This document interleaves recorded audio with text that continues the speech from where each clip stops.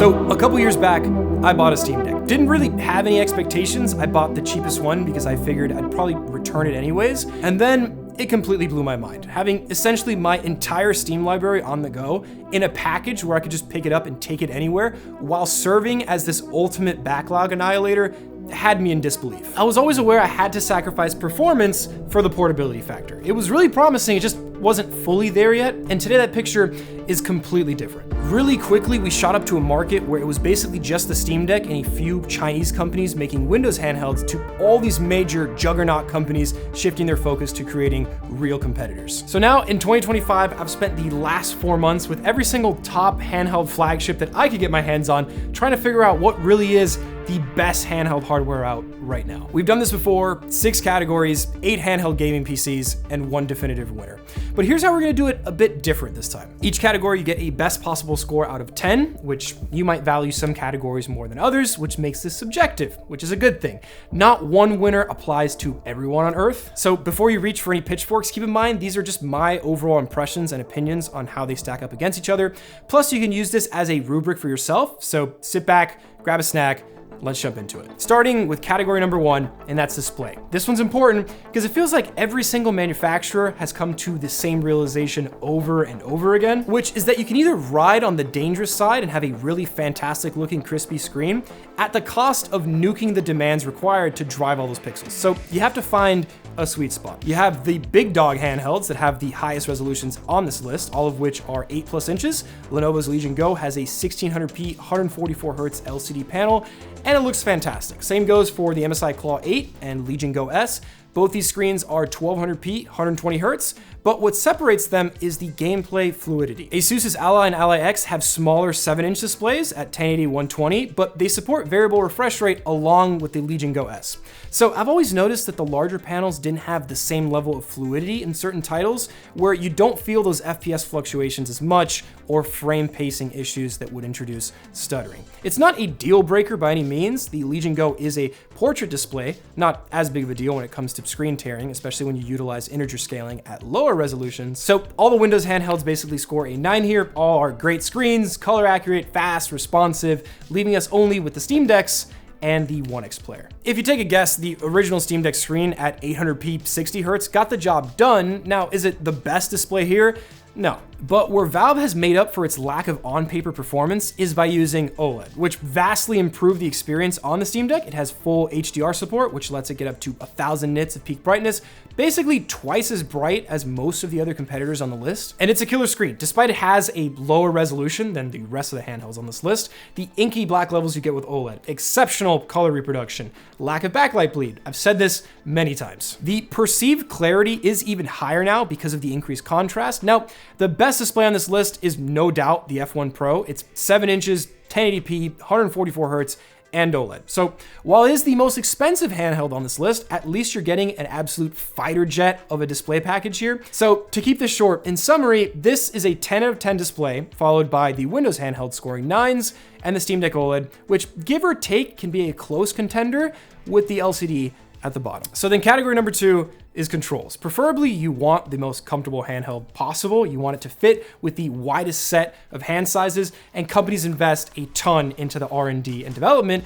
of making these as ergonomic as possible. I spoke with MSI last year about this specifically regarding what went into their design process, which involved research studies of pressure points on the human hand. So it's clear the engineering teams know you want the controls to be as optimized as possible so that you can use these comfortably for prolonged use. Some of these handhelds are way larger and less portable than others, so a lot of this does come to personal decisions. The Legion Go lineup does take the cake for being the larger of the pack, but at the same time, Lenovo happens to be pretty unique with how it handles its control packages. The Go S features trigger locks for the quickest actuation possible, and the Legion Go did innovate a bit more, taking from the Switch's detachable controls. Now, while they both have rear programmable buttons and paddles, pretty much everyone at this point is rocking rear paddles, MSI, Asus, Valve, except the F1 Pro, so you might prefer a larger handheld if you have big hands. On the contrary, it's not gonna feel like the most portable experience possible.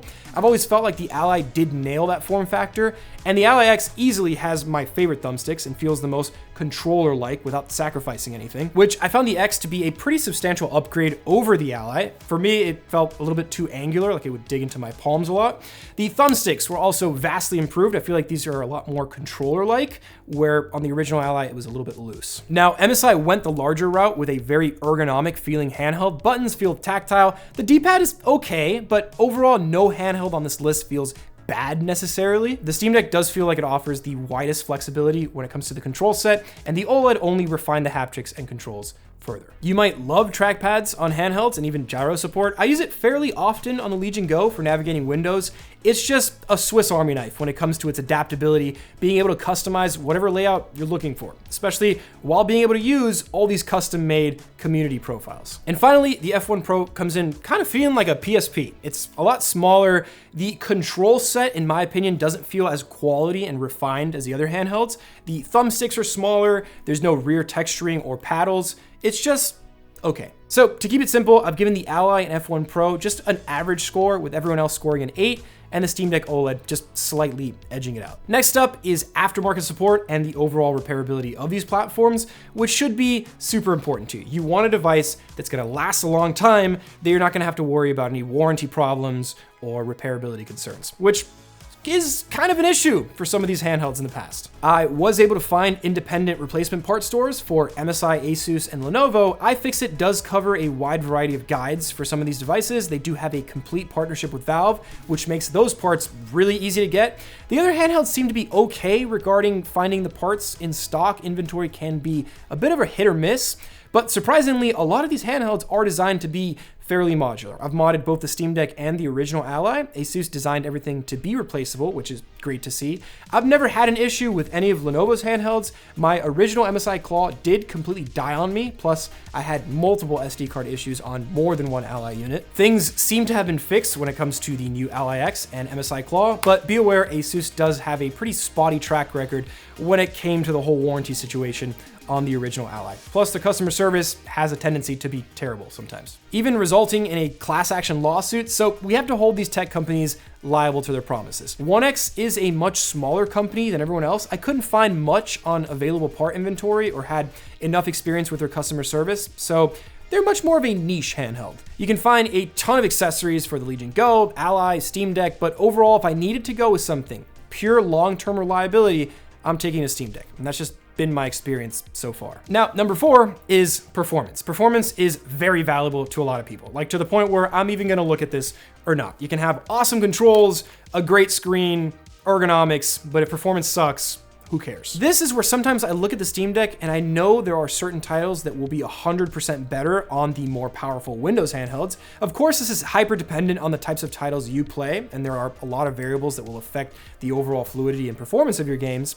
The Ally and Legion Go launched with the AMD Z1 Extreme, which has been essentially the standard flagship gaming chip thus far in this race. MSI jumped into the scene with Intel's flagship 258V, and it joins the real benchmark chips moving forward, like the F1 Pro's HX370.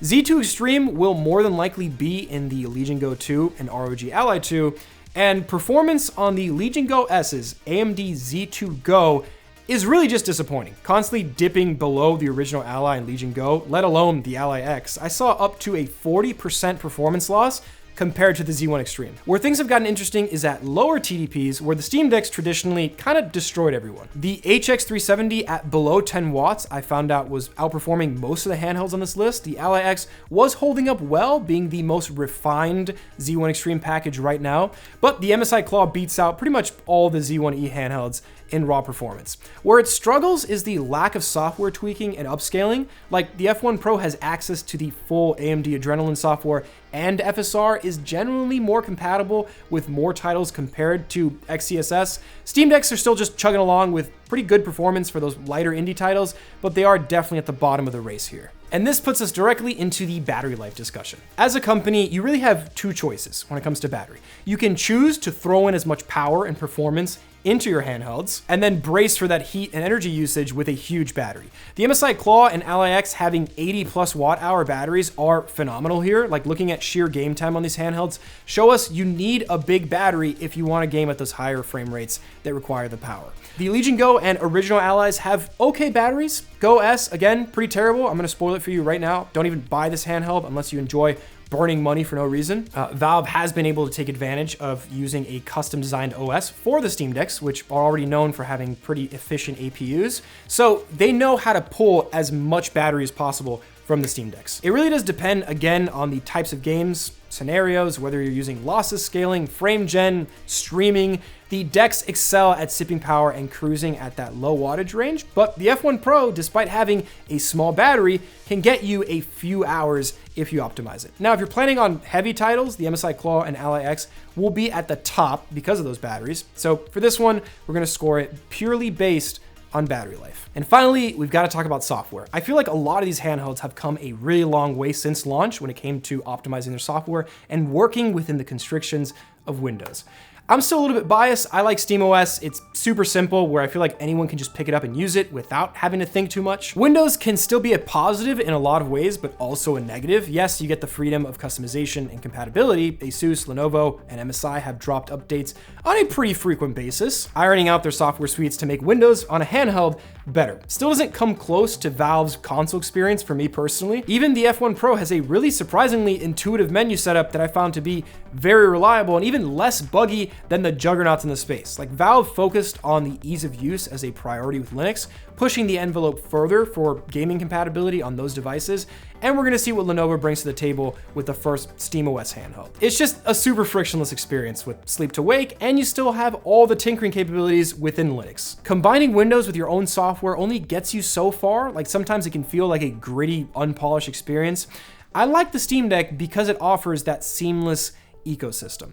Now, what's great about all these handheld competitors is that they have to compete for your money, which gives you the power to choose the best fit for your specific needs. And that falls directly into the sponsor of this video, NordVPN. So internet providers generally are pretty terrible. And in most cases, you don't even really have the freedom to choose unless you're super lucky. Most of these ISPs have complete monopolies over areas. So if they start doing shady things you don't agree with, like tracking your data usage, selling it to advertisers, throttling your speeds, you might not have the option to look at another ISP. So by using NordVPN, you can stop this by rerouting your connection through secure encrypted servers, so you can stay fully anonymous and protected, with the added benefit of being able to reroute your connection to another country. This opens a whole world of options, like accessing content that's available in other countries exclusively by switching your location. And it's super simple. Plus, you have access to their Threat Protection Pro features, so you can be aware if there's any potential phishing scams or malware. You've probably heard this one before, but if you don't want your ISP having all that control of your info, plus having the added benefit of being able to travel on the go while staying at your home virtually, you can try out NordVPN using the link below in the description. That's nordvpn.com/Specter. You get an exclusive NordVPN deal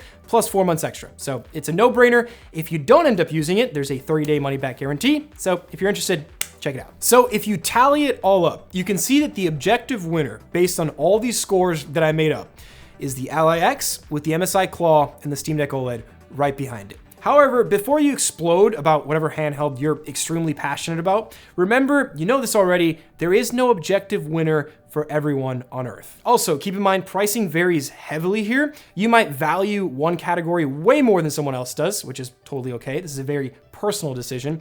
I find myself jumping between a lot of the Windows handhelds and then coming back and forth between the Steam Deck. So ultimately, the decision is yours. Choosing one winner is not the best for everyone. I think it's best to use this, again, as a rubric, watch all the outstanding videos out there on these devices, and make an educated decision, or just try it out. I tried to devise a basic scoring system that you can use as a rubric when trying to figure out your favorite handheld. Of course, I don't have access to all the handhelds in the world. This is kind of just the mix I have right now. I still need to buy most of these with my own money, so bear with me here. It's the thing that you're gonna spend a lot of money on and hopefully use for many years. So hopefully this helped clear things up just a little bit, and ultimately I think it's a good thing that we have all these competitors in the space pushing the industry further and making this decision just a little bit easier. So please drop any comments, concerns, or future considerations in the comments down below, and I'll catch you guys in the next one. Big thanks for watching.